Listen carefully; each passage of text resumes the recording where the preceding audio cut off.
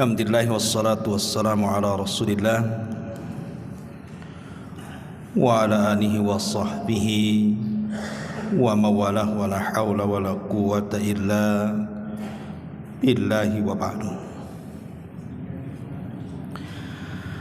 Alhamdulillah, di malam hari ini kita bisa duduk kembali untuk bertalabul ilmi. Dan malam ini kita akan membahas tentang penyakit-penyakit umat dulu yang menimpa umat Islam akhir zaman. Ma'asyiral muslimin yang dimuliakan Allah Subhanahu wa taala, ada beberapa riwayat yang disebutkan dalam Mustadrak lil Hakim, dan riwayat-riwayat ini disahihkan oleh Imam Az-Zahabi rahimahullahu taala, walaupun ada yang mendhaifkan sebagian ulama, tapi Syekh Nasiruddin Al-Albani rahimahullahu taala menghasankan riwayatnya.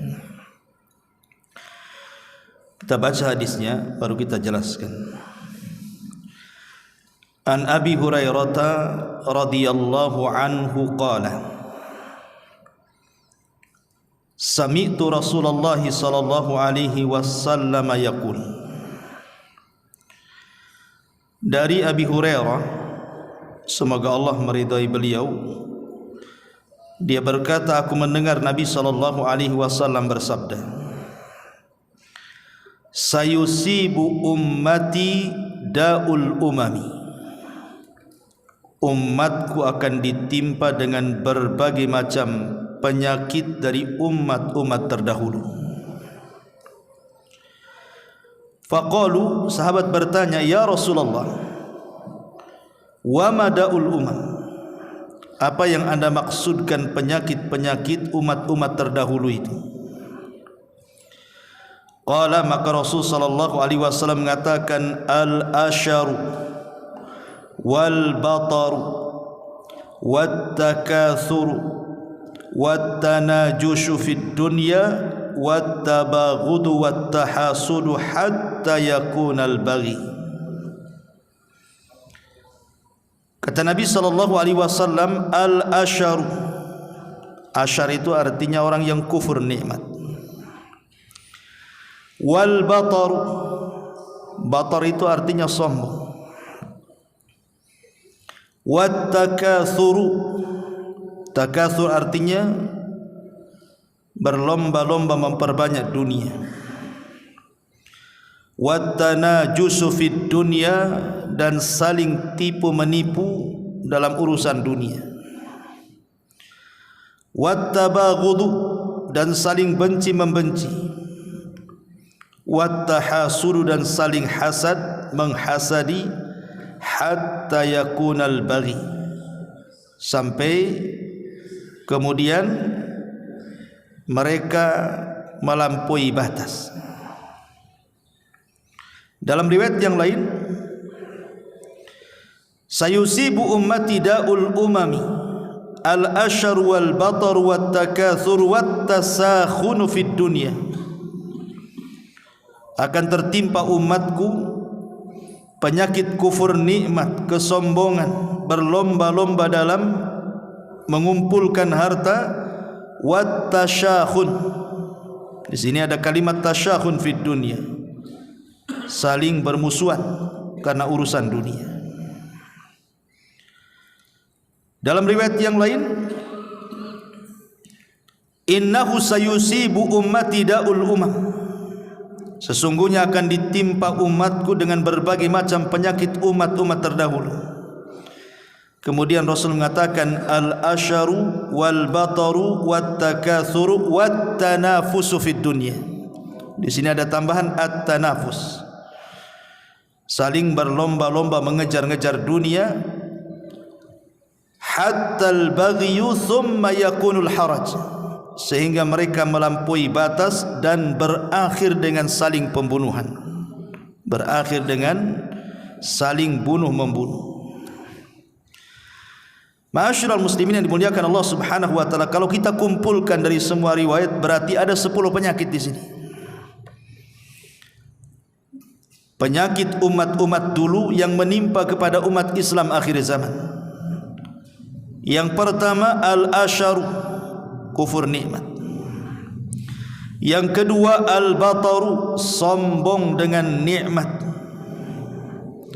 Yang ketiga at-takatsuru, hobi menumpuk-numpukan harta.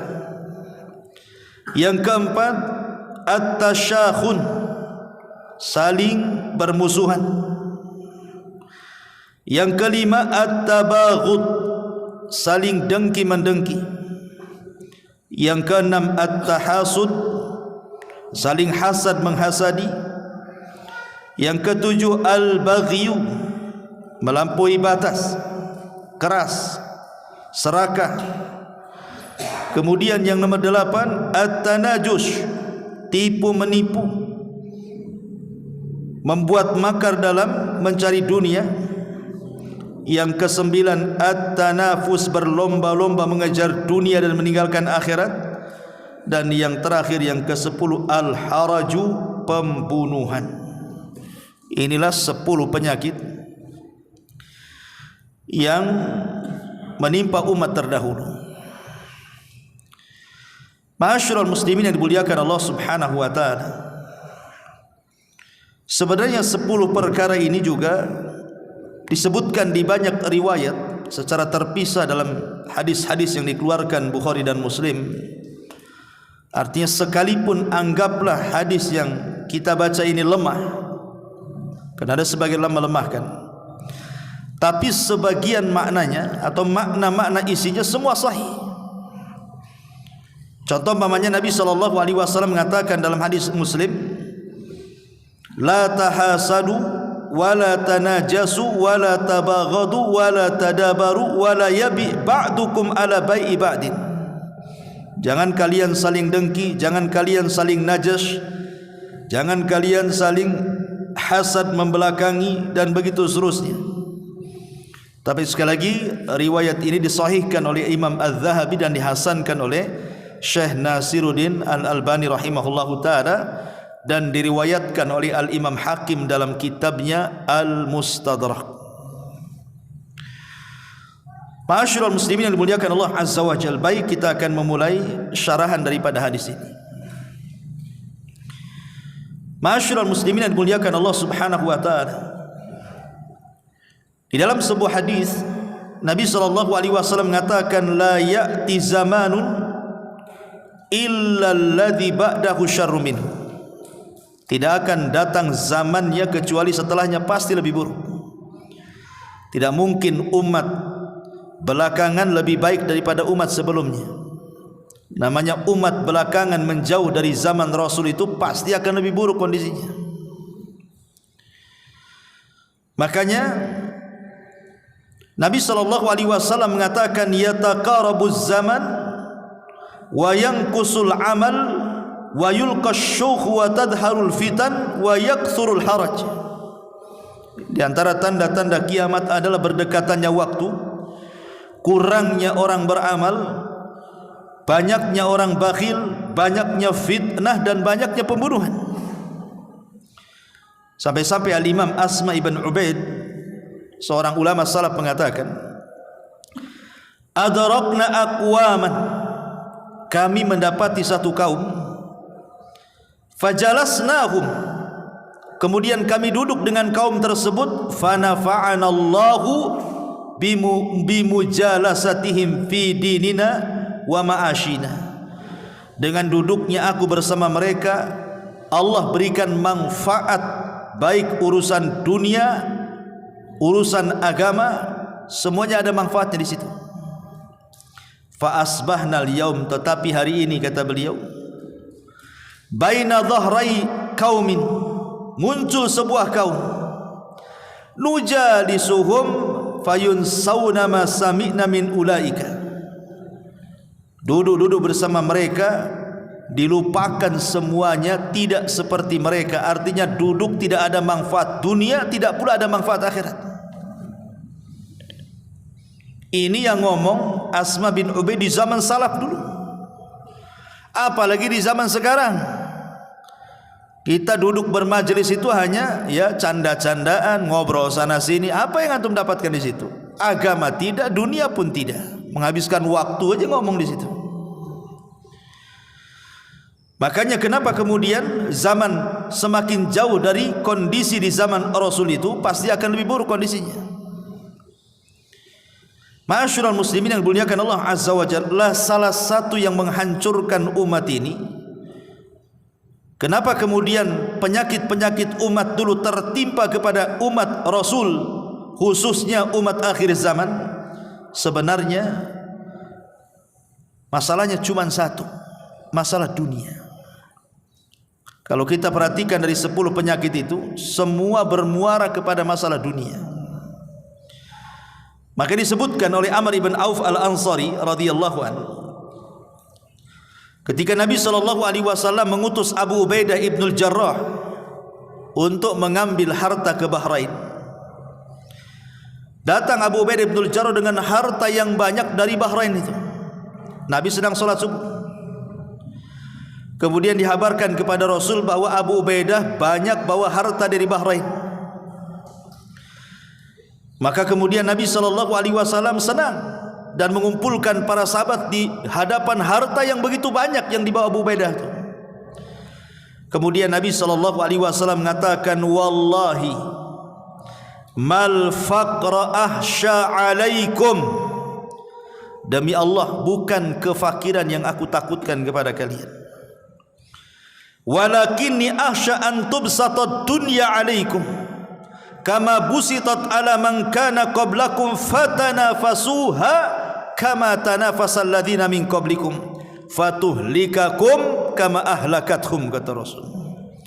Tapi yang aku takutkan, kata Rasul, kalau dunia dibentangkan kepada kalian seperti dahulu orang-orang umat-umat dulu dibentangkan dunia kepada mereka, kemudian kalian saling berlomba-lomba seperti umat dulu, kemudian Allah hancurkan kalian sebagaimana umat dulu Allah hancurkan. Ini yang ditakutkan Nabi SAW. Karena kalau sudah dibentangkan harta itu, kalla innal insana la yatgha an ra'ahus taghna, sekali-kali manusia itu akan mudah melampaui batas, mudah jahat ketika dunia dibentangkan di hadapannya. Ma'asyiral muslimin yang dimuliakan Allah Subhanahu wa taala, baik kita akan rinci satu persatu 10 penyakit umat dulu. Yang pertama al-asyar. Asyar itu artinya kufur nikmat, mengingkari nikmat Allah Subhanahu wa taala. Dulu di dalam surah As-Saba ayat 16 dikisahkan ada sebuah kaum namanya kerajaan Sabah. Sabah itu di mana? Di Yaman. Negeri Sabah itu negeri yang paling indah, negeri yang paling kaya di zaman itu. Saking indah dan kayanya, orang-orang menyebut negeri Sabah itu sebagai jannah sorga, dan membuat cemburu negeri-negeri yang lain apabila melihat negeri Sabah itu, saking indah dan kayanya. Tetapi ketika kemudian mereka kufur nikmat, tidak bersyukur akan nikmat Allah Subhanahu wa taala, apa yang terjadi? Allah Subhanahu wa taala binasakan negeri tersebut. Makanya Allah mengatakan, laqad kana li sabain fi maskanihim ayat, jannatani an yaminin wa shimal, kulu min rizqi rabbikum washkuru lah, baldatun thayyibatun wa rabbun ghafur. Fa'aradu fa'arsalna alaihim sailal arimi fabaddalnahum bi jannatayhim jannataini dhawatai ukulin khamtin wa athlin wa syai'im min sidrin qalil. Sungguh telah ada di daerah Sabah itu sebuah tempat yang menjadi tanda-tanda kuasa Allah. Di situ ada kebun yang sangat indah, sebelah kanan dan sebelah kiri. Dan Allah katakan, makanlah dari rizki Rabb kalian, bersyukurlah, kalian diberikan negeri yang baik dan Rabb yang maha pengampun. tapi mereka kemudian berpaling, maka kami kirim kepada mereka banjir bandang yang sangat dahsyat. Kemudian kami ganti kedua kebun itu dengan kedua kebun yang isi tanamannya semuanya buah-buah pahit yang tidak bisa dimakan, pohon asal dan pohon berduri bidara, wasidrin qalil. Lihat bagaimana Allah Subhanahu wa taala hancurkan negeri Sabah. Kenapa? Karena kufur nikmat. Rupanya apa yang terjadi kepada negeri Sabah terjadi pula pada hari ini. Kufur nikmat. Ma'asyiral muslimin yang dimuliakan Allah Subhanahu wa taala, kita lihat negeri-negeri yang kufur nikmat dengan syukur nikmat. Somalia dulu negeri kaya, tetapi kemudian penduduknya banyak yang kufur nikmat, sekarang menjadi negeri miskin.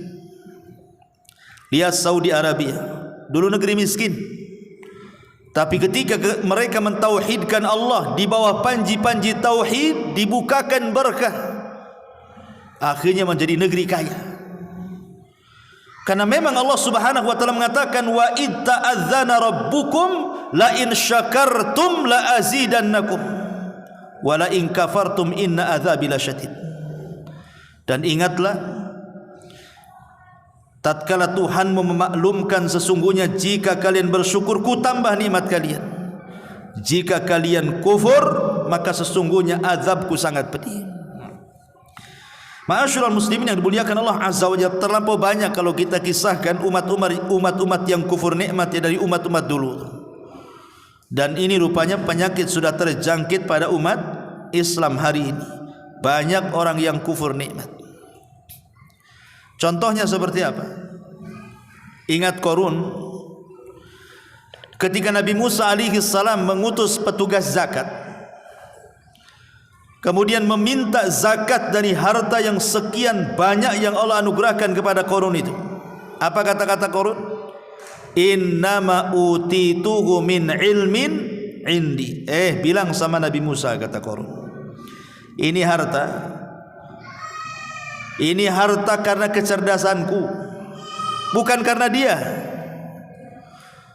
Jadi Qarun ini mengingkari kebaikan Nabi Musa yang sudah mendoakan supaya Qarun menjadi orang kaya kan. Dia katakan ini kekayaan karena kecerdasanku, bukan karena dia. Enak saja dia datang minta-minta zakat katanya. Betapa banyak hari ini ikhwatu fiddin yang mereka kufur nikmat dengan bahasa persis dengan bahasa Qarun. Ya wajarlah saya kaya, saya kan cerdas, saya kan kuliah S1, S2, S3 profesor. Ya wajar saya insinyur, ya wajar saya dokter, wajarlah saya anggota dewan, wajar semuanya saya kaya. Seolah-olah itu pula yang menjadikan dia kaya. Dia lupa bahwa yang memberikan kekayaan itu Allah Subhanahu wa taala. Jangan seperti Qarun yang mengatakan anania itu sedikit saya, aku, ana. Nasabkan nikmat itu kepada Allah Subhanahu wa taala. Ma'asyiral muslimin yang dimuliakan Allah Azza wa Jalla. Sebab kalau seandainya orang itu mau syukur akan nikmat Allah Azza wa Jalla, Allah sudah janji Allah akan tambah nikmat itu. Dalam Sahih Bukhari disebutkan satu kisah ketika Rasul sallallahu alaihi wasallam mengkisahkan umat dulu. Jadi ada anak muda itu berjalan di pematang sawah. Tiba-tiba dari atas langit di balik awan itu ada suara. Suaranya gimana? Iski hadiqata fulan, hujani kebunnya si fulan katanya. Kaget nih anak muda yang berjalan pematang sawah itu. Kok ada suara muncul dari balik awan? Dan awan itu hitam dan mengandung air, kemudian berjalan, kemudian diikuti oleh anak muda. Kemana awan itu pergi? Ketika kemudian sampai di sepetak tanah, tiba-tiba hujan dan hanya sepetak tanah itu saja itu. Ingat kejadian alam waktu di mana tuh? Di Jawa Barat ya. Yang hujan di satu rumah saja. Ya. Artinya tidak mustahil bagi Allah Subhanahu wa taala kan membuat fenomena alam seperti itu. Yang dihujani hanya sepetak tanah itu saja. Kemudian heranlah anak muda ini, kenapa tanah seluas-luas itu kok yang dihujani sepetak itu saja, kemudian habis itu awannya pergi. Jadi Anak muda ini menunggu siapalah pemilik sepetak lahan itu. Ditunggu, rupanya datang pemiliknya. Kemudian ditanya, siapa namamu? Fulan ibn Fulan. Kaget karena namanya persis seperti yang disebutkan suara yang di atas awan itu. Kemudian mulailah dia bertanya, apa yang kau lakukan? Karena ini kan keajaiban alam itu, kok bisa gitu ya. Akhirnya kemudian dia mengatakan, apabila hasil panen daripada kebunku ini aku bagi 3 katanya. Sepertiga untuk dikembalikan kepada kebunku, sepertiga dimakan untuk aku dan keluargaku, dan sepertiga aku infakkan kepada fuqara wal masakin katanya.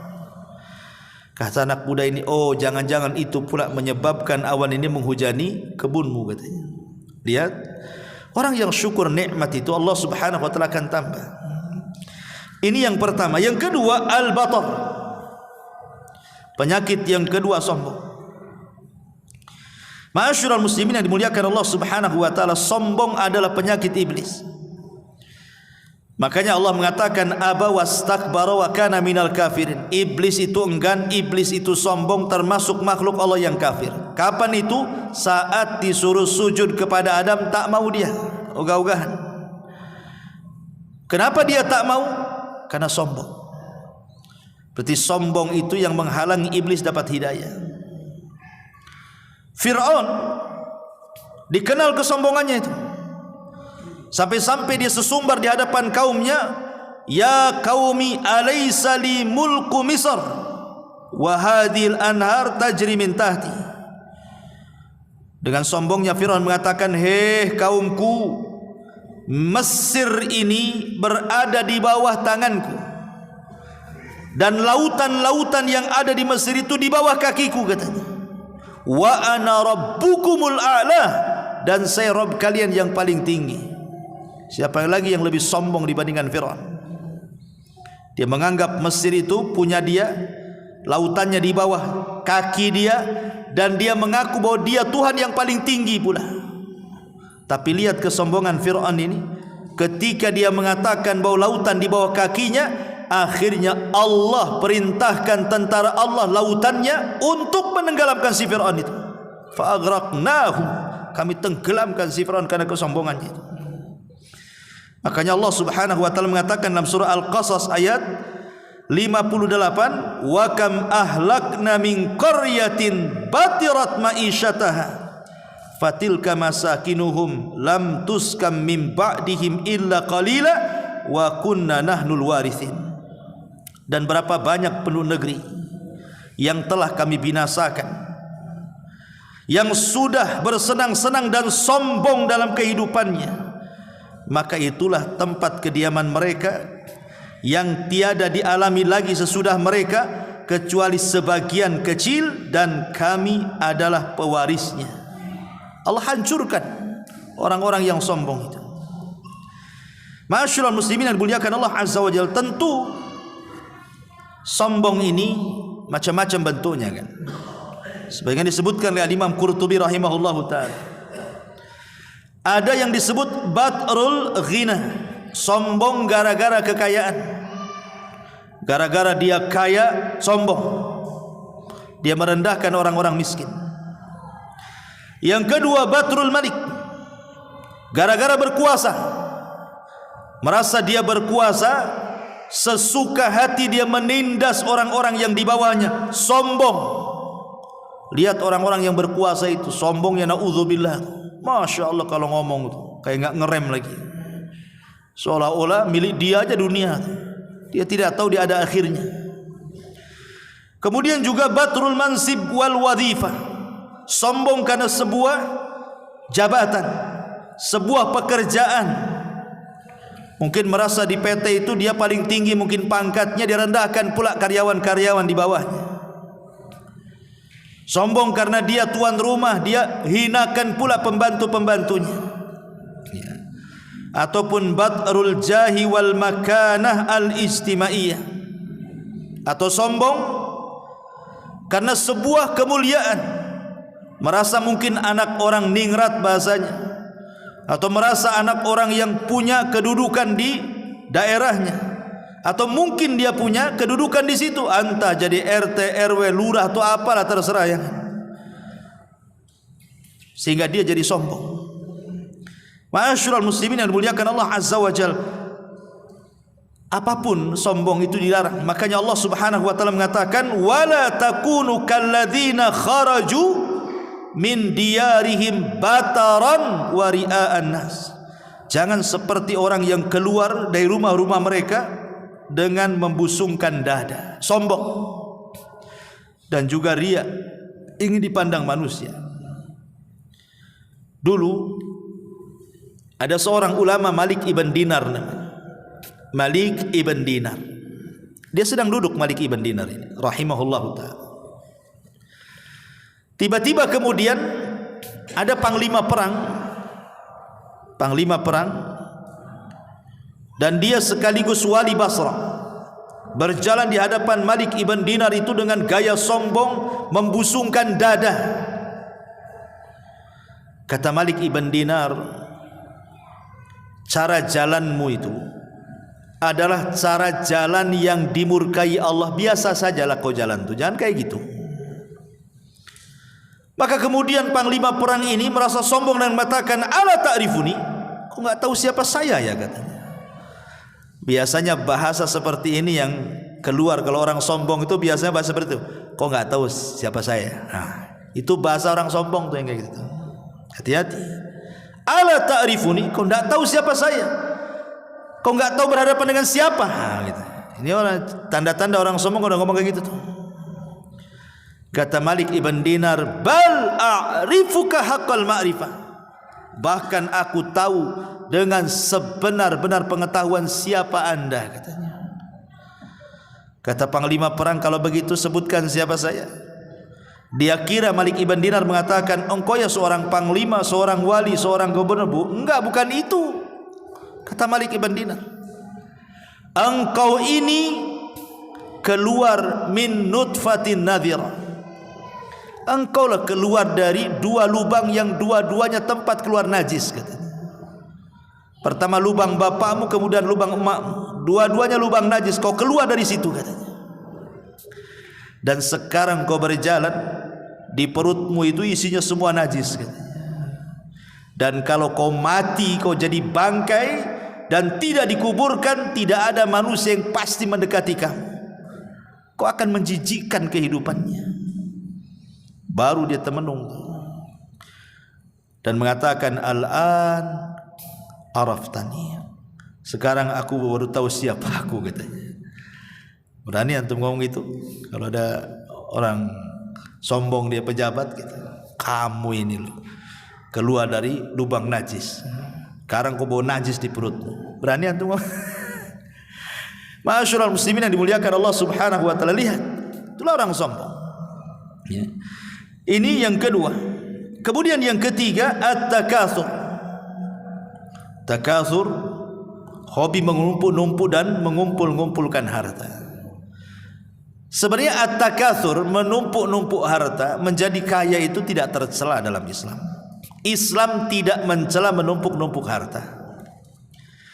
Karena rata-rata para sahabat Nabi SAW yang dekat dengan Nabi juga banyak orang kaya. Utsman bin Affan orang kaya, Abdurrahman bin Auf orang kaya, Abu Bakar orang kaya, banyak orang kaya. Sa'd bin Ubadah, pemimpin Khazraj, orang kaya. Setiap hari dia memberikan hadiah kepada Nabi dan keluarganya. Banyak orang kaya di zaman Rasul. Artinya menumpuk-numpuk harta jadi kaya itu tidak tercela. Asal ada dua syarat. Yang pertama, alhaakumut takatsur hatta zurtumul maqabir. Jangan sampai kekayaan itu melalaikan kamu. Kalau gara-gara kaya lalai solat, gara-gara kaya lalai ngaji, gara-gara kaya lalai ibadah, ini tercela. Berarti Anda diperbudak dengan kekayaan sehingga melupakan akhirat, difokuskan mengejar dunia. Tapi kalau tidak melalaikan, enggak apa-apa. Makin kaya makin beriman, makin kaya makin taat, makin kaya makin rajin ibadah. Mantap Anda itu. Yang kedua, jangan sampai kekayaan itu diletakkan di hati. Letakkan kekayaan itu di tangan saja. Kalaupun seandainya kekayaan hilang itu, anggaplah kekayaan dari tangan pindah ke tangan yang lain. Hati ini khusus diberikan kepada Allah. Itulah yang disebut dengan zuhud. Kata Hasan Al-Basri rahimahullahu ta'ala, zuhud itu tidak meletakkan dunia dalam hati, cukuplah meletakkan dunia di tangan. Sehingga kalau dunia itu hilang, hanya berpindah tangan saja, hati tidak akan sakit. Tapi kalau dunia diletakkan di hati, kata Hasan Al-Basri, maka anda selamanya akan sedih ketika kehilangan dunia walaupun sedikit. Makanya takasur itu tidak ada masalah. Pertama, jangan melalaikan dari ibadah. Yang kedua, jangan letakkan di hati. Selesai. Boleh anda kaya. Dan juga gunakan kekayaan itu di jalan Allah Subhanahu wa taala sebagai bentuk syukur. Fa bi ni'mati rabbika fahaddits. Ma'asyiral muslimin yang dimuliakan Allah Subhanahu wa taala, lah takasur sendiri macam-macam bentuknya. Ada memang takasur itu memang betul-betul ngumpulin harta saja tanpa melihat dari mana asal usulnya. Dan ini yang bahaya. Inilah penyakit umat dulu, ketika mengumpulkan harta itu tidak melihat asal usulnya. Persis seperti sabda Nabi SAW, sayati alaikum zaman la yubalil mar'u bima akhadal mal amin halalin amin haramin, kata Rasul. Akan datang zamannya, akan datang waktunya di mana manusia tidak peduli ketika mencari harta, apakah dapat dari yang haram ataukah dapat dari yang halal. Yang penting dia tumpuk-tumpuk harta. Dan itu sudah datang zamannya hari ini. Gak peduli, yang penting kaya, begitu maksudnya. Itulah takasur yang tercela. Ada juga yang takasur itu seperti yang dilakukan orang-orang jahiliyah. Mereka berbangga-bangga dengan nasab, berbangga-bangga dengan turunan, sampai ngitung kuburan. Ya. Orang jahiliyah itu sampai ngitung kuburan, datang ke kuburan ini bekas wali kota, ini kuburan ini bekas menteri, ini kuburan ini bekas presiden, dihitung pula lah kuburan-kuburan itu. Itu di zaman jahiliyah tuh. Ada juga takasur bil jin wal isti'anati bihim. Dalam rangka menumpuk-numpukan harta, dia datang ke dukun, kemudian bekerja sama dengan jin. Ini melampau ini. Kenapa? Karena sudah masuk kerana kesyirikan. Dan itu yang paling banyak. Yang paling banyak terutama masyarakat-masyarakat lemah, yang mereka tertipu dengan dukun, datang ke dukun, tolong Pak Dukun gandai uang saya. Yang ada uang dukun berganda, uang kita yang tak berganda. Habis diambil dukun tuh. Kita kena tipu. Kalau memang dukun itu bisa menggandakan uang, ngapain uang orang digandakan? Uang dia aja diganda-gandakan. Ma'asyiral muslimin yang dimuliakan Allah Azza wa Jalla, ini takasur sampai ke taraf kesyirikan. Usaha minta raja ke dukun, ditaruh di warung dia.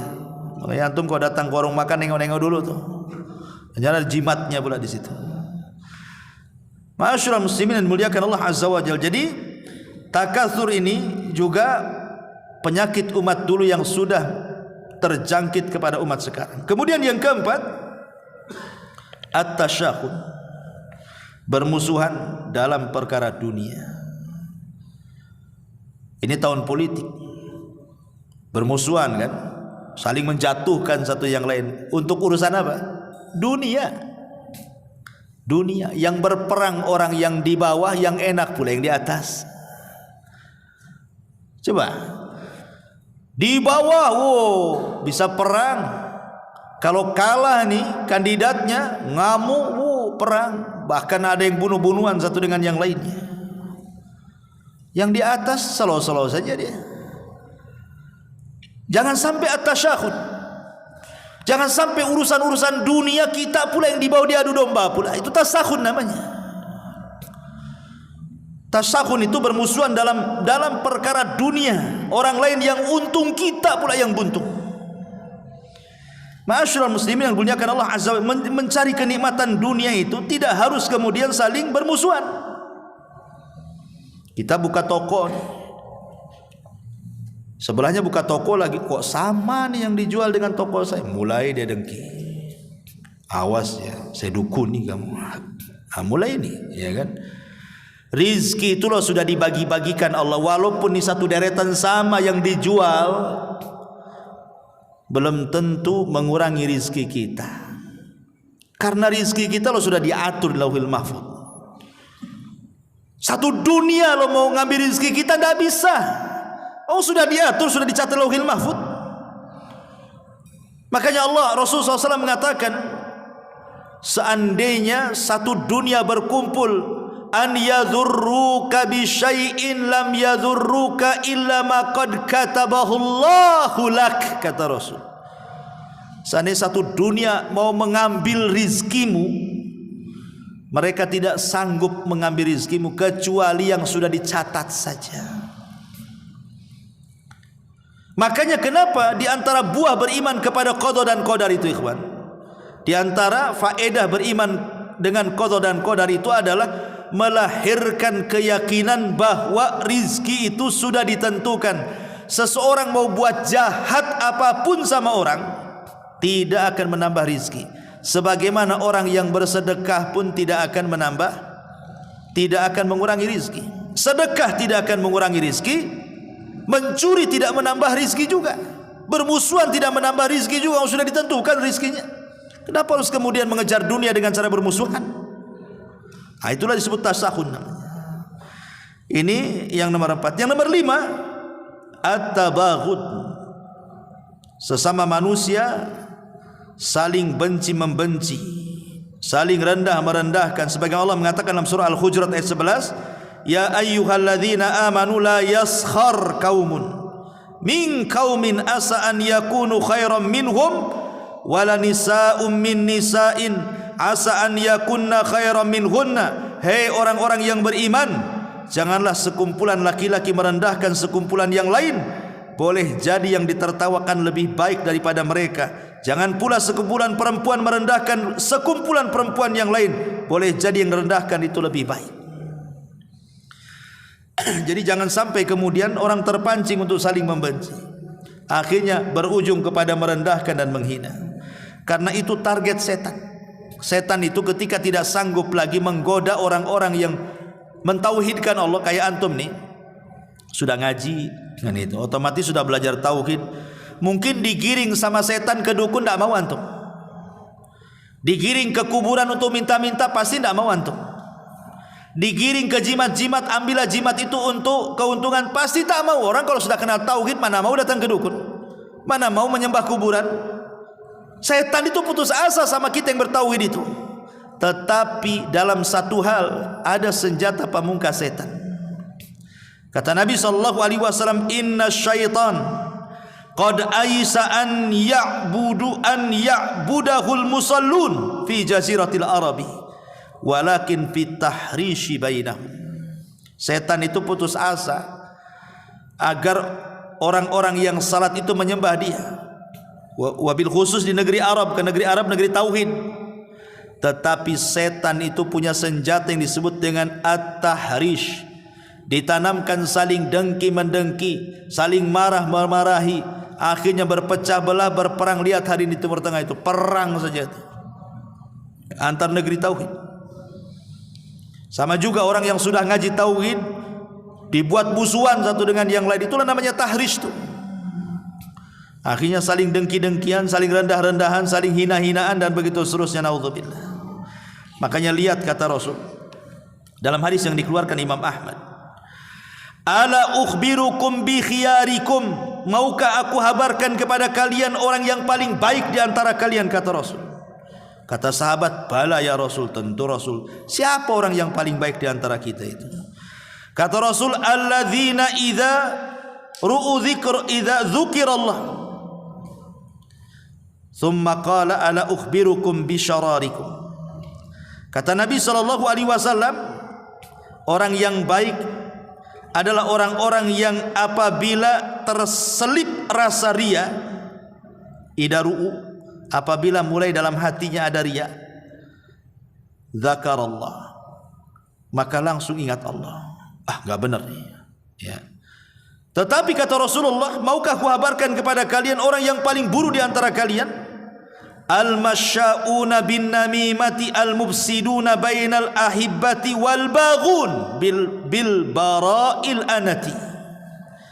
Tapi orang yang paling buruk kata Rasul adalah orang-orang yang suka berjalan kian kemari menghambur hasutan supaya orang saling dengki-mendengki, yang membuat kerusakan di antara orang-orang yang menjalin kasih sayang supaya saling bermusuhan, serta selalu mengharapkan terjadinya masalah di kalangan orang-orang yang tidak berdosa. Awalnya baik-baik, gara-gara kita bertengkar pula dia. Tabagut jadinya kan, saling benci-membenci. Ini penyakit umat dulu nih. Kemudian yang nomor 6, at-tahasud, saling hasad. Kata Rasul, iyyakum wal hasad, hati-hati jangan hasad kalian. Fa innal hasada ya'kulul hasanat kama ta'kulun narul hatab. Karena sesungguhnya hasad itu mengikis pahala sebagaimana api mengikis kayu bakar. Ma'asyiral muslimin yang dimuliakan Allah Azza wa Jalla, hasad ini bahaya. Makanya kita berlindung dari keburukan orang yang hasad kan, min syarri hasidin idza hasad. Kita berlindung dari orang yang hasad itu. Kenapa? Karena di balik hasad itu, mata-mata orang yang hasad itu membawa penyakit yang disebut dengan sihrul ain namanya. Sihir mata. Orang yang hasad itu matanya mata iblis. Makanya terkadang ikhwatu fillah, kalau antum buat acara, entah acara makan-makan, walimah, apalah kan itu yang sifatnya ngundang orang, ya, antum kan tidak tahu orang yang sebanyak yang antum undang itu baik semua kan? Emangnya tahu yang diundang itu baik semua? Bisa saja kemudian orang-orang yang antum undang itu ada hasad sama kita. Entah memandang barang-barang di rumah kita, entah memandang kendaraan kita, entah memandang anak-anak kita, istri kita, dan begitu seterusnya. Siapa yang tahu orang yang kita undang itu bawa hasad? Makanya kenapa kita disuruh berdoa kepada Allah kalau ngundang orang itu? Ya, disuruh berdoa kepada Allah Azza wa Jalla supaya orang-orang yang kita undang itu tidak membawa hasad. Berdoa, Masya Allah la quwata illa billah, Masya Allah la quwata illa billah. Karena doa ini menolak hasad. Dan lawanlah hasad itu dengan lawannya. Kalau hasad itu artinya hendak menghilangkan nikmat kita, berarti kita lawannya adalah supaya bagaimana nikmat kita tidak hilang, minta keberkahan kepada Allah. Lawan hasad dengan lawannya. Apa lawan hasad? Berkah. Berkah itu menambah nikmat. Kalau hasad itu menghilangkan nikmat. Maka setiap Allah berikan nikmat kepada kita, minta doa kepada Allah supaya diberkahi. Pamannya antum baru beli mobil, ya Allah berkahi mobil saya. Kalau antum baru punya anak, ya Allah berkahi anak saya. Kalau antum baru bangun rumah, ya Allah berkahi rumah saya. Kalau antum baru beli rumah, ya Allah berkahi rumah saya. Begitu, minta kepada Allah keberkahannya supaya tidak terkena hasad orang hasad. Itu namanya melawan hasad dengan lawannya. Karena hasad ini penyakit orang dulu. Bahkan hasad ini penyakit yang terjadi pertama di langit dan penyakit yang terjadi pertama di bumi. Itulah hasad. Yang terjadi pertama di langit hasadnya iblis kepada Adam. Yang terjadi hasad di pertama kali di bumi hasadnya Qabil kepada Habil yang berujung dengan pembunuhan. Penyakit hasad ini bahaya. Ma'asyiral muslimin yang dimuliakan Allah Azza wa Jalla. Kemudian yang nomor 7, al-baghi, melampaui batas, zalim bahasa kitanya. Karena kalau sudah mengejar dunia itu ikhwan, pasti zalim itu terjadi di sini. Zalim itu. Makanya saya pernah membuat kajian itu, jangan pernah melakukan kezaliman kepada 3 manusia. Zalim secara umum tak boleh. Zalim itu sama siapapun tak boleh, sama binatangnya tak boleh zalim itu. Makanya ada hadis yang mengatakan udzibatil mar'atu fi hirratin habasata, gara-gara seekor kucing wanita dimasukkan neraka, diazab lagi oleh Allah Azza wa Jalla.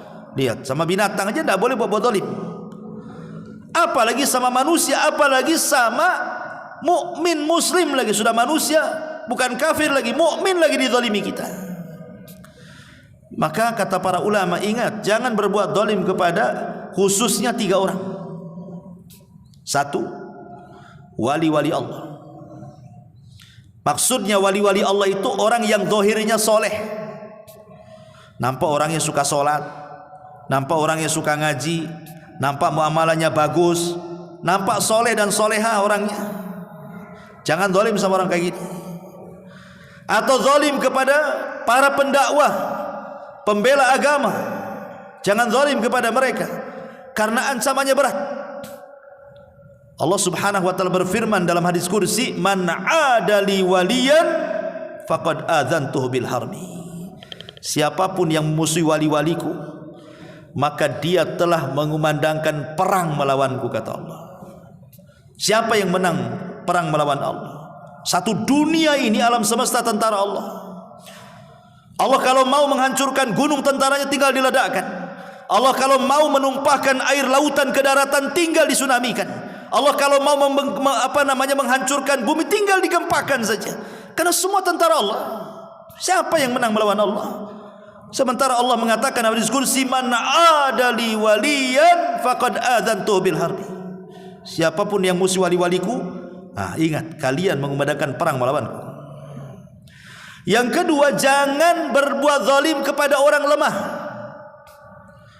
Doa mereka bahaya. Amma yujibul muttarra idada. Orang lemah itu kalau sudah berdoa mustajab doanya.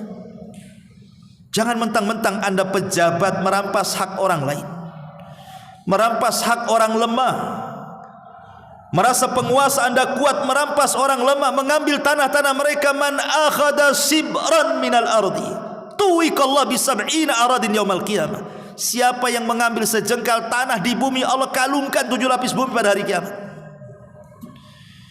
Jangan menindas orang lemah, anak-anak yatim yang tidak berdaya.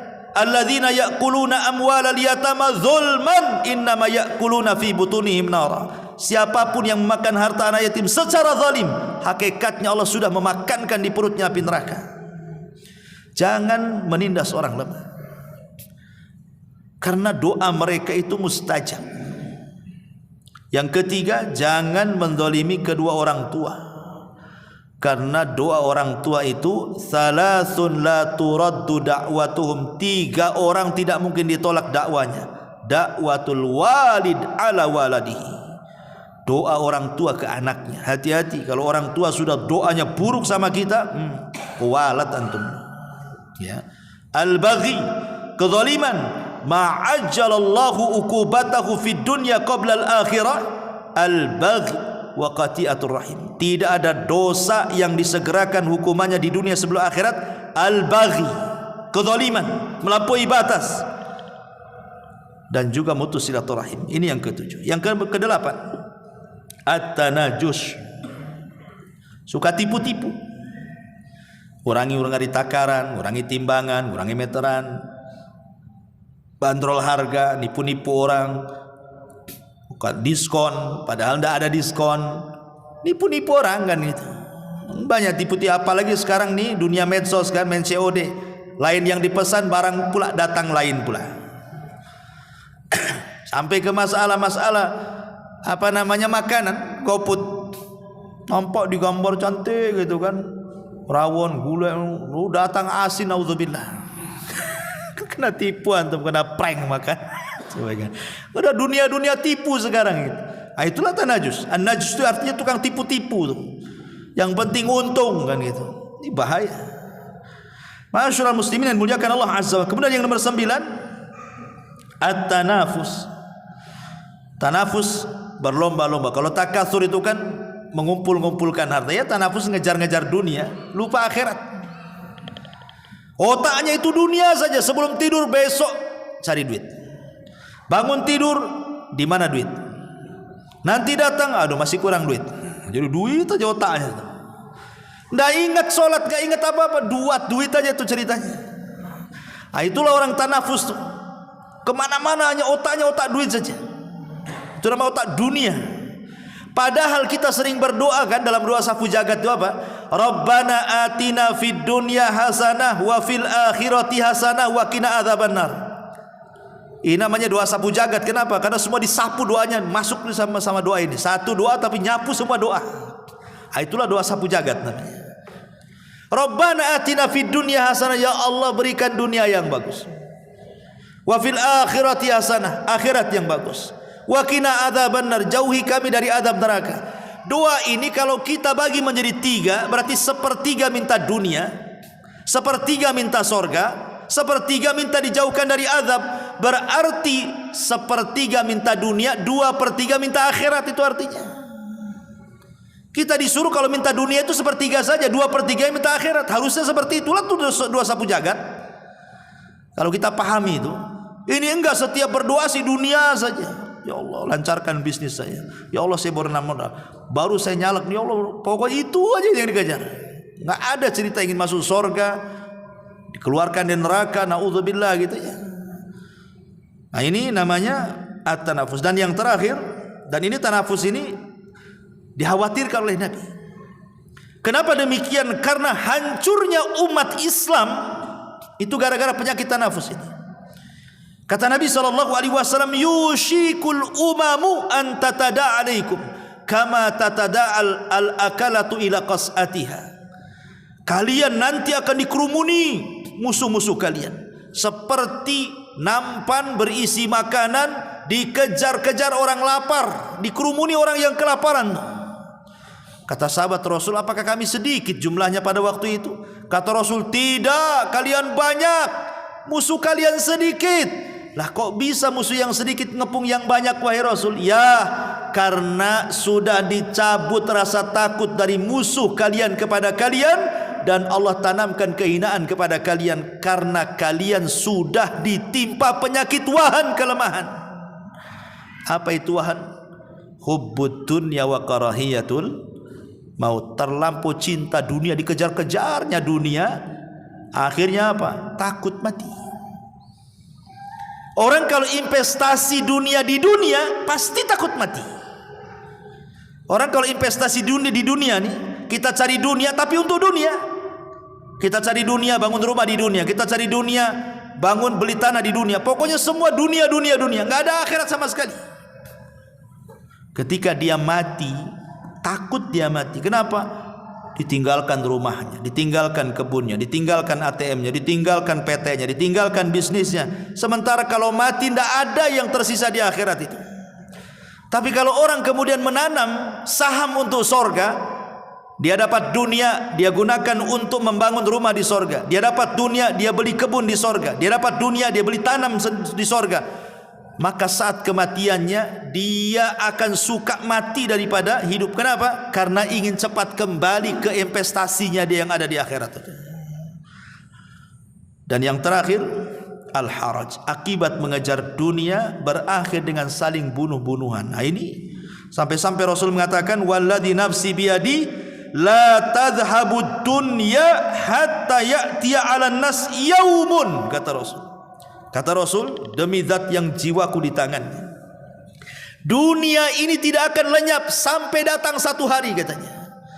La yadri qatil fima qatala wal maqtulu fima qutila. Sampai datang zamannya orang yang membunuh tidak tahu alasannya kenapa dia membunuh. Orang yang dibunuh lebih pusing lagi kenapa bisa dibunuh. Nah, itulah zamannya sekarang nih. Ya. Kalau dulu kan jelas bunuh-bunuhan kan. Dalam Islam jelas, Anda membunuh dibunuh, itu namanya qisas. Anda berzina, zina muhsan, dalam Islam rajam kan itu.